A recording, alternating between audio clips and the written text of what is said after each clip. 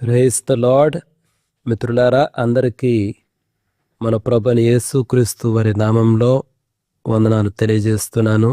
దేవుని యొక్క మహా గొప్ప కృప, ఆయన దయ, మరొక నూతన దినాన్ని దేవుడు మనకు అనుగ్రహించాడు.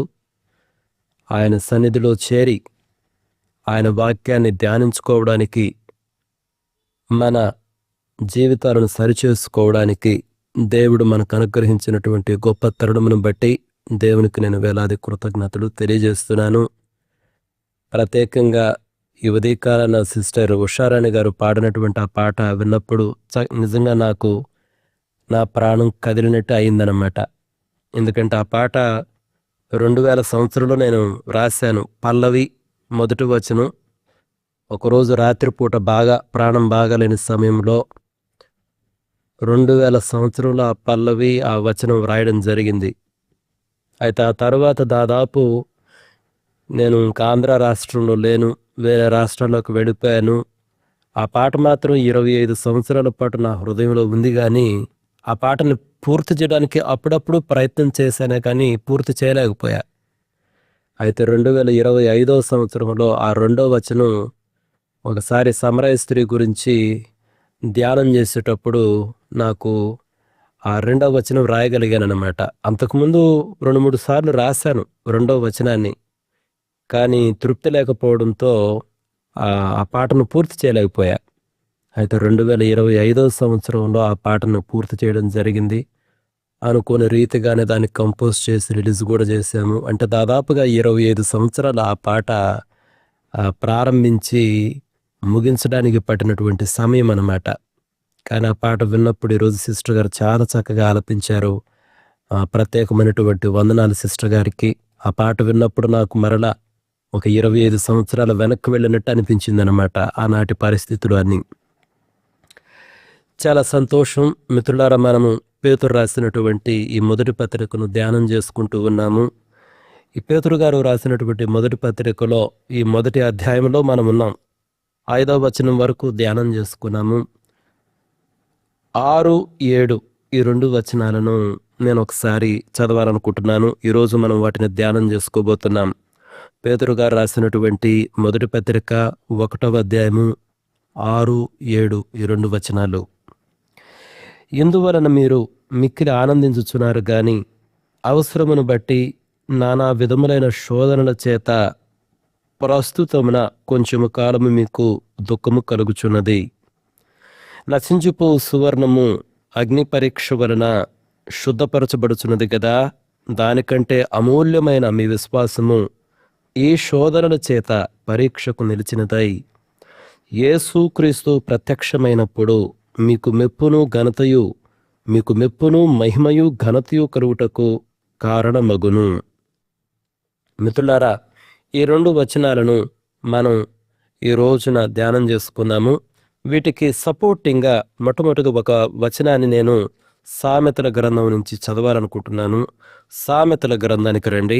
సామెతల గ్రంథంలో 17వ అధ్యాయము. సామెతల గ్రంథము 17వ అధ్యాయంలో 3వ వచనం ఒకసారి చదువుతున్నాను. వెండికి మూస తగినది, బంగారునకు కొలిమి తగినది, హృదయ పరిశోధకుడు యెహోవాయే. వెండికి మూస తగినది, బంగారానికి కొలిమి తగినది, మరి హృదయానికి యెహోవాయే తగినవాడు అని ఆ మాటల రైమింగ్ని మనం పెట్టుకోవచ్చు. వెండికి మూస అంటే ఒక మట్టి పాత్ర అన్నమాట. ఆనాటి కాలంలో వెండిని శుభ్రపరిచేటువంటి పరికరం అది ఒక మట్టి పాత్ర. చాలామంది, కొంతమంది అంటున్నారు, కొంతమంది అదొక మట్టి పాత్ర అంటున్నారు, కొంతమంది అయితే పాత్ర, మరి అది ఏ రకమైన పాత్ర తెలియదు అంటున్నారు. కానీ అదొక మట్టి పాత్ర.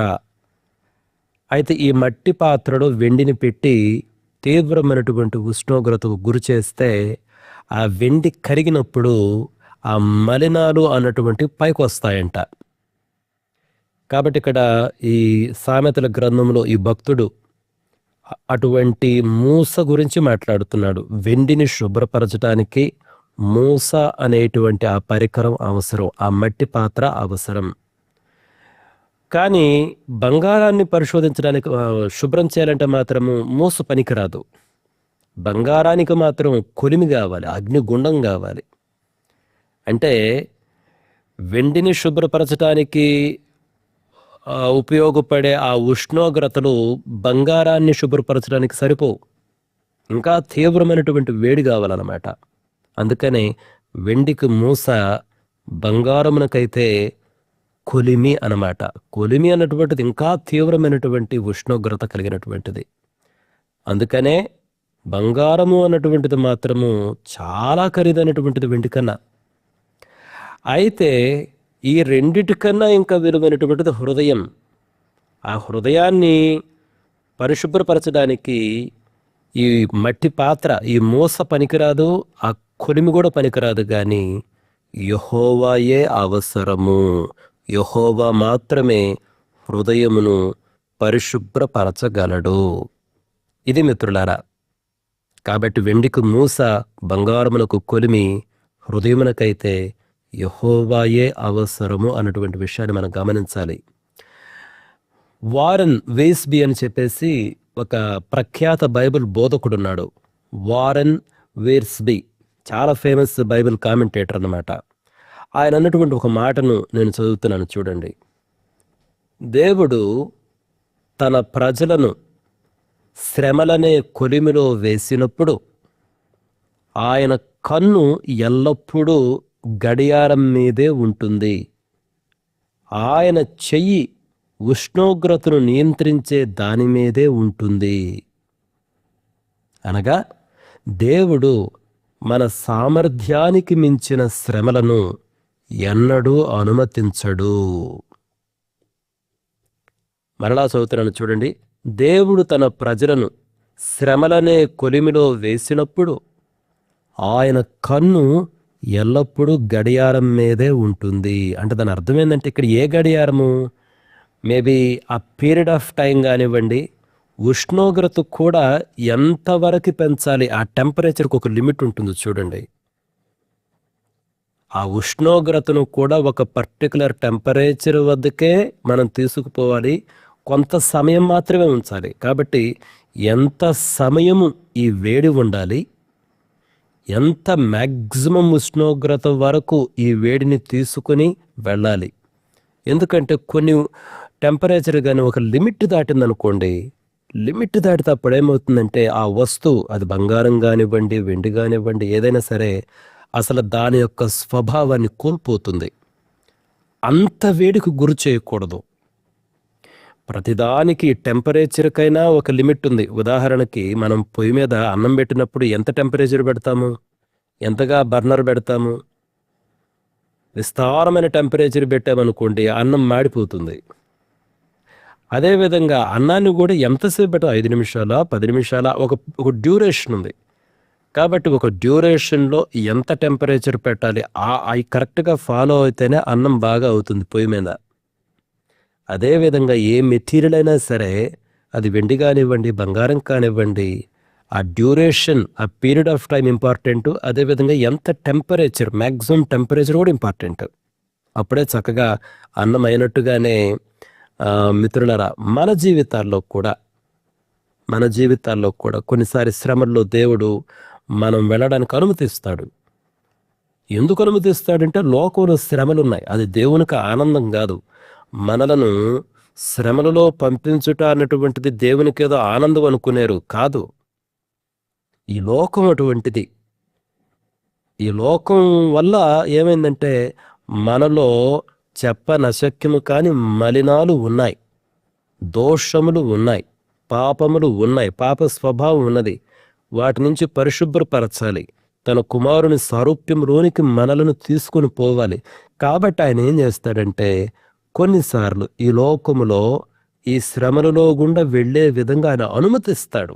అది అనుమతించటం వేరు, మనలను శ్రమలకు గురి చేసి దేవుడు సంతోషిస్తాడు అన్నటువంటి ఫిలాసఫీ కూడా ఉంది. అది చాలా తప్పుడు ఫిలాసఫీ, దేవుని స్వభావాన్ని తప్పుబట్టించేటువంటి ఫిలాసఫీ, దేవుని గురించి ఒక రాంగ్ ఇంప్రెషన్ ఇచ్చే ఫిలాసఫీ అది. కాబట్టి మిత్రులారా, దేవుడు శ్రమలలోకి అనుమతిస్తాడు, ఎందుకంటే ఈ లోకంలో శ్రమలు ఉన్నాయి. మనం చదివినటువంటి ఈ వచనాల్లో 4 ప్రధానమైన పాఠాలు ఉన్నాయి మిత్రులారా. మొట్టమొదటిది ఏంటంటే, మొదటి పాఠము, ఆనందము మరియు దుఃఖం ఈ రెండు కూడా సహజీవనం చేస్తాయి. ఆనందం ఎందుకంటే రక్షణ వలన కలిగే ఆనందం, రక్షణ వలన విస్తారమైన ఆనందం మనకు కలుగుతుంది. కానీ ఈ లోకంలో శ్రమలు ఉన్నాయి కాబట్టి మనము ఆనందాన్ని అనుభవిస్తూ ఉన్నప్పటికీ శ్రమల్లో వెళ్తూ ఉంటాము, దుఃఖం కరుగుతూ ఉంటాయి. కాబట్టి ఆనందము దుఃఖం అనేటువంటిది రెండు కలిసే ప్రయాణం చేస్తూ ఉంటాయి. ఇదేమీ అసాధారణమైనటువంటి విషయం కాదు అన్నటువంటి విషయాన్ని మనం గమనించాలి. అది మొదటి విషయం. రెండవ విషయం ఏంటంటే, శోధనలు తాత్కాలికమైనటువంటివి, దేవుడిచ్చే మహిమ మాత్రము శాశ్వతమైనటువంటిది. అందుకనే మనకు కలిగేటువంటి ఈ శ్రమలు కొంచెము కాలమే కలుగుతాయని పేతురు గారు ఇక్కడ చెప్తున్నారు. కానీ ఆ శ్రమలను జయించిన తర్వాత దేవుడు మనకిచ్చేటువంటి ఆ మెప్పు, ఆ మహిమ, అది శాశ్వత కాలములకు ఎప్పుడు ఉండిపోతుంది. నిజంగా తాత్కాలికము, శాశ్వతము ఈ రెండు పదాలకు చెప్పలేని వ్యత్యాసం ఉంది. తాత్కాలికమైన దానికి, ఒక మనిషి జీవితం ఎన్ని సంవత్సరాలండి? 70 సంవత్సరాలు అనుకోండి, 80 సంవత్సరాలు అనుకోండి, లేదా 100 సంవత్సరాలు అనుకోండి. 100కి 1000కి ఎంత తేడా? 100కి 10,000కి ఎంత తేడా? 100కి కోటికి ఎంత తేడా? అసలు 100కి అనంతానికి ఎంత తేడా? చెప్పలేనటువంటి ఆలోచన చేయండి. కాబట్టి శాశ్వత కాలం అంటే ఇక అంతు లేదు మిత్రులారా. కాబట్టి మనం బ్రతికేటువంటి 70 సంవత్సరాలు, 60, 70, 80, 90 సంవత్సరాల్లో మనకు శ్రమలు వస్తే వాటిని బట్టి మనం కృంగిపోనవసరం లేదు. అవి తాత్కాలికమైనటువంటివి, ఎంత దగనటువంటివి. మనం వాటి మీద పెద్ద దృష్టి పెట్టనవసరం లేదు. కానీ శాశ్వతమైనటువంటి మహిమ పైన మనం దృష్టి పెట్టాలి. అది రెండవ పాఠం మిత్రులారా. మూడవ పాఠం ఏంటంటే, శ్రమల వెనుక దేవునికి ఒక ఉద్దేశం ఉంది. చూడండి, శ్రమలు అన్నటువంటివి మనల్ని నాశనం చేయడానికి రాలేదు. అయితే మనలో ఉన్నటువంటి బలహీనతలను దహించి వేసి మన విశ్వాసాన్ని స్వచ్ఛమైన బంగారంగా మార్చడానికే దేవుడు వాటిని అనుమతిస్తాడు అన్నటువంటి విషయాన్ని మనం గమనించాలి. అది మూడో పాఠం. మరి నాలుగో పాఠం ఏంటంటే, యేసుక్రీస్తు ప్రభు యొక్క రాకడే మన యొక్క అంతిమ నిరీక్షణ అన్నటువంటి విషయాన్ని మనం గమనించాలి. కాబట్టి మనము మనుషుల నుండి కలిగే ప్రశంసల కొరకు కాకుండా, యేసుక్రీస్తు ప్రత్యక్షమైనప్పుడు ఆయన నోటి నుండి వచ్చే బడా నమ్మకమైన మంచి దాసుడా అనే మెప్పు కొరకు సహనంతో కనిపెట్టుకొని ఉండాలి. శ్రమలలో కూడా ఆనందిస్తూ ముందుకు వెళ్ళాలి మిత్రులారా. కాబట్టి మనం ఏదైనా ఒక పని చేసేటప్పుడు మనుషుల మెప్పుని గురిగా పెట్టుకొని చేస్తే అట్టి మనిషి తనను తాను మోసం చేసుకుంటున్నాడు అన్నటువంటి విషయాన్ని గమనించాలి. మనం ఎవరమైనా సరే ఒక గ్రామానికి వెళ్ళి పరిచర్య చేసినా, లేకపోతే మన ఎదురింట్లో ఎవరికైనా సహాయం చేసినా, దారిలో బాగలేని వాళ్ళకి ఎవరైనా సహాయం చేసినా, ఈ సహాయం చేసేటప్పుడు కానీ, పరిచర్య చేసేటప్పుడు కానీ, ఏ విషయంలోనైనా సరే దేవుని మహిమ కొరకు, ఇది దేవుడు చూస్తున్నాడు, నేను దేవునికి భయపడి ఈ కార్యం చేస్తాను, ఒక బాధ్యతగా చేస్తాను అని దేవుని నుండి కలిగే ఆ యొక్క ప్రశంస కొరకు, దేవుని కన్నులలో నేను యథార్థముగా ఉండాలి అన్న ధోరణితో మనం పనిచేయాలి. కానీ ఎవరో వస్తారు, నన్ను పొగుడుతారు, నేను ఇంత గొప్పగా చేశానంటారు. నిజంగా పొగుడుతారు, నిజంగా ప్రశంసిస్తారు. కానీ ఆ పొగడ్తులు, ప్రశంస వలన నీకేమైనా కలిగిద్దా, నాకేమైనా కలిగిద్దా? దేనికి పనికిరాదు. చూడండి, మనం తెలుగు భాషలో చాలాసార్లు అంటాం చూడండి, ఇది 4 గీకొటను కూడా పనికిరాదు అంటారు. చూడండి, మనుషుల మెప్పులు దేని కొరకు? మనుషుల యొక్క మెప్పు. అందుకనే మన ప్రయాస మిత్రులారా, ప్రత్యేకంగా ఈ ఉదయకాలను చెప్తున్నాను చూడండి, మన పరిచర్య ఎప్పుడు కూడా దేవుని వలన కలిగే మెప్పు కొరకే చేయాలి, మనుషుల వైపు చూడకూడదు అన్నటువంటి విషయాన్ని మనం గమనించాలి మిత్రులారా. మనం చదివినటువంటి ఈ వాక్య భాగాలలో కొన్ని ప్రాముఖ్యమైనటువంటి పదాలు ఉన్నాయి. ఆ పదాలు నేను మీకు వివరిస్తాను. నేను చారిత్రక నేపథ్యాన్ని ఇదివరకే మీకు చెప్పాను. ఏంటి ఆ చారిత్రక నేపథ్యం? చూడండి, ఆ రోజుల్లో క్రైస్తవులు తీవ్రమైనటువంటి సామాజిక బహిష్కరణను ఎదుర్కొంటున్నారు. ఎందుకు ఎదుర్కొంటున్నారు? వాళ్ళు రోమా చక్రవర్తులకు నమస్కరించరు, వాళ్లకు ధూపం అనేది వెయ్యరు, అంటే వాళ్ళని ఆరాధించరు, వాళ్ళు దేవుడిని ఒప్పుకోరు. అంత మాత్రమే కాదు కానీ ఆనాటి సామాజిక ఆచారాలలో వాళ్ళు పాల్గొనరు, అంటే ప్రత్యేకంగా ఆ యొక్క విగ్రహారాధనలో పాల్గొనరు. విగ్రహారాధన ఎక్కువ ఆ రోజుల్లో, వీళ్ళు విగ్రహారాధనలో పాల్గొనరు. అంత మాత్రమే కాదని వాళ్ళ పార్టీలు, వాళ్ళ విందుల్లో ఆర్జీస్ అంటారు చూడండి, అటువంటి వాటిలో వీళ్ళు పాలు పంపులు పొందరన్నమాట. దానివలన అంతేకాదు, వీళ్ళ యొక్క కొన్ని ఆచారాలు, క్రైస్తవుల యొక్క కొన్ని ఆచారాలు, ప్రత్యేకంగా ప్రభురాత్రి సంస్కారము, యేసుక్రీస్తు ప్రభువే దేవుడు అంటము, ఇటువంటివి జీర్ణించుకోలేకపోయారు. ఆనాటి సమాజము జీర్ణించుకోలేకపోయింది, ఈనాటి సమాజం కూడా జీర్ణించుకోలేకపోతుంది. ఈనాడు మాత్రము మనను ప్రశ్నించే వాళ్ళు ఎంతమంది లేరు. మీరెందుకు విగ్రహాలకు అర్పించినటువంటివి తినరు, మీరెలా యేసుక్రీస్తు ప్రభు మాత్రమే దేవుడవుతాడని చెప్తారు, ఆయన మాత్రమే దేవుడా, ఈ రకంగా ప్రశ్నించేటువంటి వాళ్ళు చాలామంది ఆ రోజుల్లో ఉన్నారు, ఈ రోజుల్లో ఉన్నారు. ఆ రోజుల్లో ఏ విధంగా క్రైస్తవులను సామాజిక బహిష్కరణకు గురి చేస్తూ వచ్చారు, ఈ రోజుల్లో కూడా అదే పరిస్థితి. చాలా ప్రాంతాల్లో సామాజిక బహిష్కరణ చేస్తున్నారు. అసలు సువార్త ప్రకటించకూడదని క్రైస్తవులను నానా రకాలుగా హింసలు పెట్టేవాళ్ళు ఉన్నారు. అదేవిధంగా కాబట్టి ఆనాటి క్రైస్తవులను చూస్తే వాళ్ళు సామాజిక బహిష్కరణను వాళ్ళు ఎదుర్కొన్నారు. వాళ్ళ యొక్క ఆస్తిపాస్తులను కొంతమంది, కొన్నిసార్లు, అందరూ కాదు కానీ కొన్నిసార్లు వాళ్ళ ఆస్తిపాస్తులను వీళ్ళు బలాత్కారంగా లాక్కోవటం జరిగేది. కాబట్టి మనుషులకు, మానవ మనుగడకు వీళ్ళు శత్రువులు అన్నటువంటి దృక్పథమును ప్రారంభంలో కలిగి ఉండేవాళ్ళు మిత్రులారా. అటువంటి పరిస్థితుల్లో పేతురు గారు ఈ పత్రికను రాస్తున్నారు. ఆ రోజుల్లో బంగారాన్ని ఏ విధంగా శుద్ధి చేస్తారు అన్నటువంటి ఆ ప్రక్రియను ఉపయోగిస్తున్నాడు ఇక్కడ. ఆ ప్రక్రియ పేతురు గారికి, ప్రజలకి బాగా తెలుసు కాబట్టే పేతురు గారు ఆ సాదృశ్యాన్ని ఉపయోగించి ఇక్కడ ఆధ్యాత్మిక సత్యాలను చెప్తున్నాడు అన్నటువంటి విషయాన్ని మనం గమనించాలి. మనం చదివినటువంటి వాక్యంలో కొన్ని ప్రాముఖ్యమైనటువంటి పదాలు గమనించండి. ఇందువలన మీరు మిక్కిలి ఆనందించుచున్నారు, 6వ వచనములో ఇందువలన మీరు మిక్కిలి ఆనందించుచున్నారు. ఎందువలన? భవిష్యత్తులో మన కొరకు దాచి ఉంచబడినటువంటి ఆ రక్షణ బట్టి, ఆ యొక్క పరలోక రాజ్యములో మన కొరకు భద్రపరచబడి ఉన్న ఆ స్వాస్థ్యమును బట్టి మీరు మిక్కిలి ఆనందించుచున్నారు. ఇది రక్షణ వలన కలిగే ఆనందం మిత్రులారా. మరొకటి ఏంటంటే, నానా విధములైన శోధనల చేత ప్రస్తుతమైన కొంచెము కాలము మీకు దుఃఖము కలుగుచున్నది. అక్కడ మాట గమనించారా? కొంచెము కాలము మీకు దుఃఖము కలుగు. ఇది కేవలం కొంచెం కాలమే, ఇది తాత్కాలికమైనటువంటిది అన్నటువంటిది. అయితే ఇక్కడ నానా విధములైన శోధనల చేత అన్న పదాన్ని గమనించండి. నానా విధములు, అక్కడ ఉపయోగించబడిన గ్రీకు పదం ఏంటంటే పొయ్కిలోస్. పొయ్కిలోస్ ఇంగ్లీష్లో చెప్పాలంటే POIKILOS, పొయ్కిలోస్ అంటే ఎగ్జాక్ట్గా ఆ పదం యొక్క అర్థం ఏంటంటే బహుళ వర్ణములు. అంటే అనేక రంగులు ఉన్నాయనుకోండి, ఆ రంగులకి అనేక రకాల రంగులు ఉన్నప్పుడు బహుళ వర్ణములు అన్నటువంటి ఆ పదాన్ని ఉపయోగించే పదమే ఇక్కడ ఉపయోగించబడింది. అంటే నానా విధములైన శోధనలు, అనేక రకాలైన శోధనలు, అవి ఎటువంటివి కావచ్చు, బహుళ వర్ణములు అనమాట. అనేక రీతులుగా మీరు శ్రమలో వెళ్తున్నారు. అయితే ఈ శ్రమలు కొంచెం కాలం మాత్రమే అన్నటువంటి విషయాన్ని పేతురు గారు ఇక్కడ చాలా స్పష్టంగా చెప్తున్నారు. అదేవిధంగా మనం చదివినటువంటి వచనాల్లో నశించు పువ్వు సువర్ణము అగ్ని పరీక్ష వలన శుద్ధపరచబడుతున్నది కదా, దానికంటే అమూల్యమైన మీ విశ్వాసము అని 7వ వచనంలో మనకు ఉంటుంది.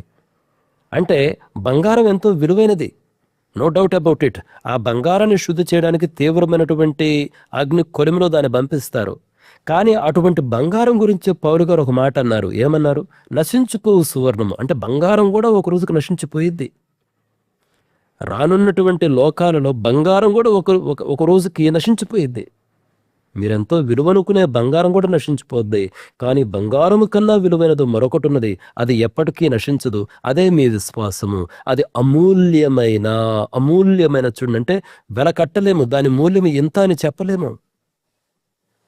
కాబట్టి విశ్వాసం అనేటువంటిది అమూల్యమైనటువంటిది అని పేతురు గారు చాలా స్పష్టంగా చెప్తున్నారు. అదేవిధంగా మనకి లాస్ట్లో పేతురు గారు అన్నటువంటి ఆ మాటలు గమనించండి. యేసుక్రీస్తు ప్రత్యక్షమైనప్పుడు మీకు మెప్పును మహిమయు ఘనతయు కలుగుటకు కారణమగును. అందుకని నేను ప్రారంభంలోనే చెప్పాను కదా, మనం యేసుక్రీస్తు ప్రభు వారి రాకడ కొరకు ఎదురు చూడాలి. ఇప్పుడు ప్రయాసపడే ప్రతి ఒక్కడు కూడా ఎలా ప్రయాసపడాలంటే ఆయన రాకడను నేను ఎదుర్కోవాలి. ఆయన రాకడను నేను ఎదుర్కోవాలి, దానికి సిద్ధపడాలి. అందుకని మిత్రులారా, పరిచర్య అనేటువంటిది నిన్నటి దినాన నా మనసంతా ఇదే ఉన్నది. ఎందుకో కానీ నిన్నటి ఉదయకాల దినాన నాకు ఒక కల వచ్చింది. నిన్న ఉదయకాలం నేను రాలేకపోయాను, కొంచెం లేవలేక రాలేకపోయాను బైబిల్ స్టడీకి కూడా. అయితే ఒక కళ, ఆ కళలో ఏంటంటే నేనేదో పని చేసుకుంటూ ఉన్నాను. పని చేసుకుంటే ఒక స్త్రీ, ఒక పెద్ద ఆవిడనమాట, బైబిల్ పట్టుకుని నా దగ్గరకు వచ్చింది. నా దగ్గరకు వచ్చి నన్ను అడిగింది, అయ్యా ఈరోజు ప్రార్థన లేదా అంది. అమ్మా నాకు పని ఉండటం వలన ఈరోజు ప్రార్థన పెట్టలేదు అన్నాను. అప్పుడు ఆవిడంది, ఆవిడ ఒక ఇంగ్లీష్ పదాన్ని ఉపయోగించింది. అయ్యా నువ్వు చేసే పరిచర్య కన్సిస్టెంట్గా చెయ్యి, అప్పుడు ఫలితం ఉంటుంది అని చెప్పింది ఆవిడ. కన్సిస్టెంట్ అంటే క్రమం తప్పకూడదు. క్రమం తప్పకుండా నీవు చేసే పని చెయ్యి, అప్పుడు నీకు బహుమానం ఉంటుంది. నిన్నటి దినాన నాకు ఉదయం వచ్చినటువంటి కళ, నిన్నటి దినాన సహోదరుడు వచ్చినప్పుడు కూడా నేను కొంతమందితో మాట్లాడుతూ ఇదే మాట చెప్పాను, మీరు చేసేది క్రమం తప్పకుండా చేయండి. కాబట్టి ఎందుకు చేయాలి మనము? నేను ప్రభు రాకను ఎదుర్కోవాలి, ఆ రోజు నేను సమాధానం చెప్పాలి. కాబట్టి పరిచర్య అన్నటువంటిది జీవ మరణములకు సంబంధించింది. ఇదేదో ధనరాజు పరిచర్య అనుకుంటే చాలా పెద్ద పొరపాటు మిత్రులారా. ఇది ధనరాజు పరిచర్య కాదు. దేవుడు నన్ను పిలిచి నాకు అప్పగించినటువంటి బాధ్యత. నిన్నటి సాయంకాలాన్ని కూడా ఇక్కడ మేము ఈ యొక్క న్యాయాధిపతుల గ్రంథం నుంచి పాత నిబంధన ఉపమానాలు మేము గురువారం పూట, ఆదివారం పూట మొట్టమొదటి మత్తయి సువార్త ఉపమానాలు కంప్లీట్ చేశాం. 15 ఉపమానాలు కంప్లీట్ చేశాం. మత్తయి సువార్తలో దేవుని పరలోక రాజ్యమునకు సంబంధించిన 15 ఉపమానాలను పోయిన గురువారం కంప్లీట్ చేసి ఇప్పుడు మరలా పాత నిబంధన ఉపమానాన్ని చెప్పి స్టార్ట్ చేశాము. ఈ పాత నిబంధన ఉపమానంలో ప్రత్యేకంగా 10 ఉపమానాలు ఉన్నాయి చూడండి, చాలా ప్రాముఖ్యమైనటువంటి ఉపమానాలు 10. ఈ 10లో నిన్నటి రాత్రి దినాన మేము న్యాయాధిపతుల గ్రంథం నుంచి యోతాము చెప్పినటువంటి ఉపమానాన్ని మేము స్టడీ చేశాము. చెట్లన్నీ వెళ్ళి అడుగుతాయి. ఆ యొక్క మొట్టమొదటిగా చెట్లు అసలు అవి మా పైన ఒక రాజు కావాలి అనుకుంటాయి. అవన్నీ వెళ్ళేసి ఒక ఒలీవ చెట్టును అడుగుతాయి, మా పైన రాజుగా ఉండు అని. అప్పుడు ఒలీవ చెట్టు అంటుంది, నేను దేవునిని మానవులని సన్మానించే ఒలీవ నూనె ఇవ్వాలి, నేను అంత గొప్ప పని మానుకొని నేను వచ్చి అటు ఇటు తిరుగుతూ పెత్తనం చేయాలనా? నాయకత్వాన్ని తిరస్కరిస్తుంది ఒలీవ నూనె. ఆ తర్వాత అంజురపు చెట్టు దగ్గరికి వెళ్తారు. అంజురపు చెట్టు అంటుంది, మాధుర్యమైనటువంటి నా ఫలములను ఇవ్వడం మాని నేను వచ్చి పెత్తనం చేయాలనా? ఆ తర్వాత ద్రాక్ష చెట్టు దగ్గర పోతే ద్రాక్ష చెట్టు ఉంటుంది, దేవుని మానవులను సంతోషపెట్టు ద్రాక్షారసం ఇవ్వడం నా పని, ద్రాక్షారసం ఇవ్వకుండా నేను వచ్చి పెత్తనం చేయాలనా?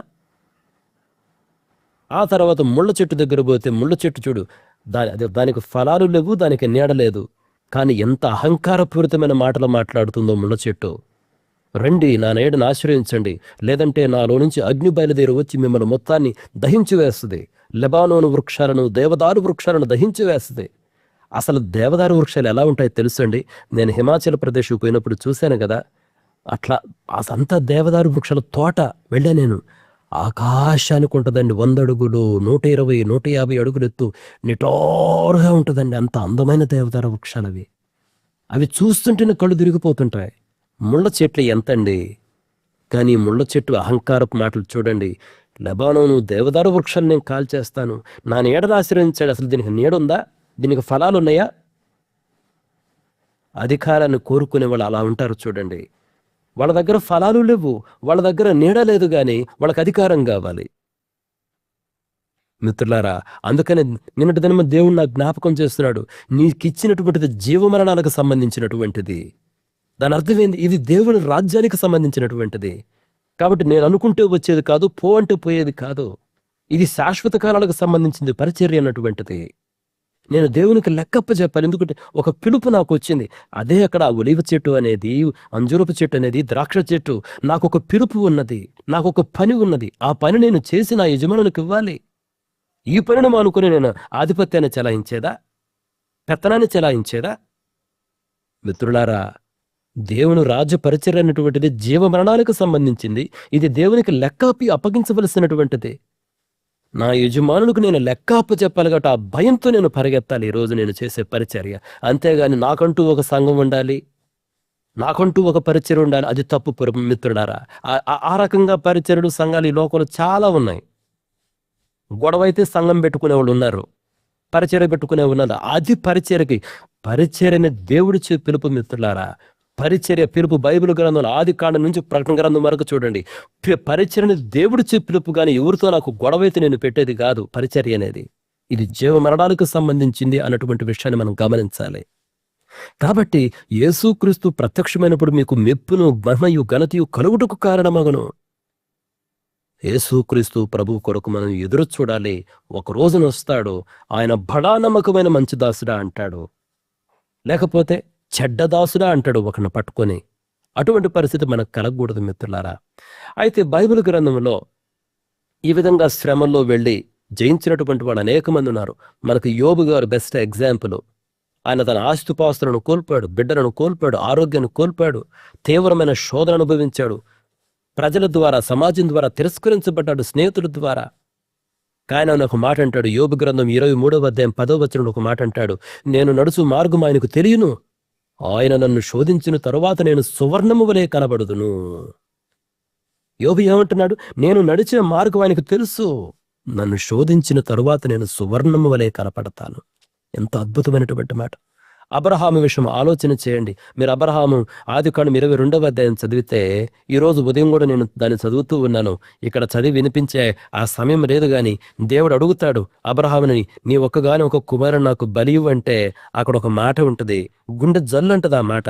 చూడండి, రెండు మాటలు నాకు 3వ వచనం చూస్తే, తెల్లవారినప్పుడు అబ్రహాము లేచి తన గాడిదకు గంత కట్టి తన పనివారిలో 2 తన కుమారుడిని ఇస్సాకును వెంట పెట్టుకుని దహన బలి కొరకు కట్టెలు చీల్చి లేచి తనతో చెప్పిన చోటుకు వెళ్ళను.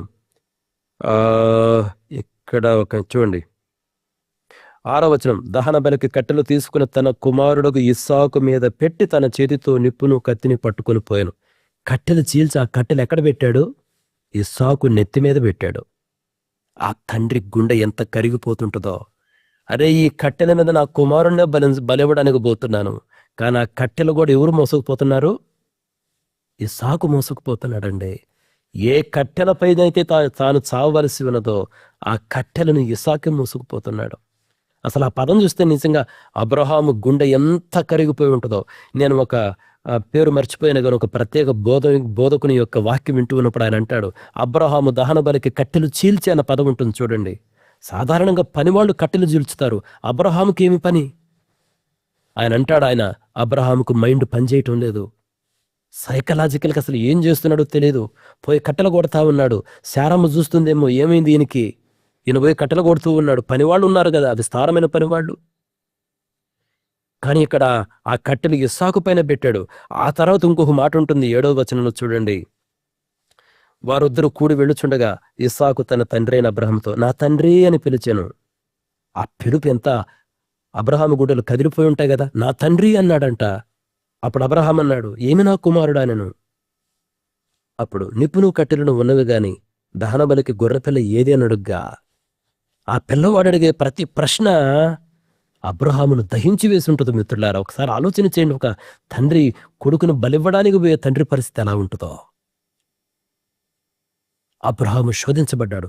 అందుకనే లాస్ట్లో ఒక మాట అంటాడు, ఆ మాట చూడండి 12వ వచనము, అప్పుడు ఆయన, ఆ చిన్నవారి మీద చేయి వేయకము, అతన్నేమీ చేయకము, నీకు ఒక్కడైన నీ కుమారుని నాకియ్య వినుదీయలేదు గనుక నీవు దేవునికి భయపడువాడువని ఇందువలన నాకు కనబడుచున్నదనను.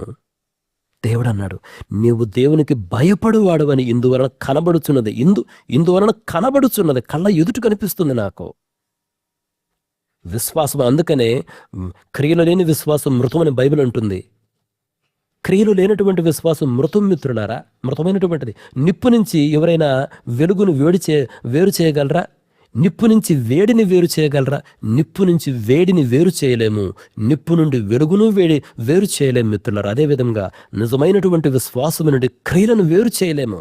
దేవుడు అంటున్నాడు, నాకు కనబడుచున్నది, నువ్వు దేవునికి భయపడుచున్నవాడువని. నా కళ్ళ ముందు కనపడుచున్నదే. విశ్వాసం అనేది ఎలా కనిపిస్తుంది? క్రియల వలనే కనిపిస్తుంది. అందుకని యాకోబు గారు అంత బాగా చెప్తాడు, క్రియలు లేని విశ్వాసం మృతం కదా. క్రియల వలన కదా అబ్రహాము నీతిమంతుడిగా తీర్చబడింది అంటే అతను పరిపూర్ణమయ్యాడు. నిజమే, విశ్వాసం వలన నీతిమంతుడిగా తీర్చబడ్డాడు. కానీ ఆ నీతి ఎప్పుడు కనిపించింది? నాకు కనబడుచున్నది అబ్రహాము, నువ్వు దేవునికి భయపడువాడవని. అంటే అంతకుముందు కనిపించలేదా దేవునికి? దేవుడు చూశాడు అబ్రహాముల విశ్వాసము, కానీ క్రియల వలన కనబడుచున్నది అది మిత్రులారా. ఆలోచన చేయండి. యోసేపు విషయం కూడా ఒకసారి ఆలోచన చేయండి మిత్రులారా. యోసేపు విషయం అనేక శ్రమలకు గురి చేయబడినాక అతడు ఉన్నతమైన స్థితికి వెళ్ళాడు. షడ్రకు, మెషకు, అబేద్నెగోల యొక్క సాక్ష్యాన్ని మీరు పరిశీలన చేయండి దానియేలు గ్రంథం 3వ అధ్యాయంలో. అదేవిధంగా అపోస్తుడైనటువంటి పౌలు గారి యొక్క జీవితాన్ని పరిశీలన చేయండి. ఆయన ఏమంటాడు? శరీరంలో ఉన్నటువంటి ముళ్ళు గురించి ఆయన మాట్లాడుతూ. నేను ముగిస్తున్నాను మిత్రులారా, సమయం అయిపోయింది కాబట్టి. చూడండి, మనం ఈ పాఠాలు ఎప్పుడూ మర్చిపోవద్దు మిత్రులారా. ఆనందము మరియు దుఃఖం సహజీవనం చేస్తాయి. శోధనలు కేవలం తాత్కాలికమే, కానీ దేవుని వలన కలిగే మహిమ మాత్రం శాశ్వతమైనటువంటిది. ప్రతి శ్రమ వెనుక దేవునికి ఒక ఉద్దేశం ఉంది మిత్రులారా. అదేవిధంగా ఒకరోజు క్రీస్తు రాకడని మనం ఎదుర్కోవాలి. ఈ రోజు మన చేతిలో ఉన్నది జీవ మరణాలకు సంబంధించినటువంటిది. ఇది దేవుడు ఇచ్చిన పిలుపు, దేవుడిచ్చిన పని, దేవుడిచ్చిన పరిచర్య. అది ఏదైనా సరే, నీ జీవితం కానీ, నీ ఉద్యోగం కానీ, నీ కుటుంబం కానీ, నీ భార్య, నీ బిడ్డలు, నీ సహోదరుడు, వీళ్ళు దేవుడిచ్చినటువంటి వాళ్ళు. ప్రతి దానికి ఒకరోజు మనం లెక్క అప్పచెప్పాలి మిత్రులారా. ఈ మాటలు గ్రహించులాగల దేవుడు మనలో ప్రతి ఒక్కరికి తన సమృద్ధైన కృపలను గ్రహించాలని కోరుకుంటూ ముగిస్తున్నాను. May God bless each one of you. Thank you.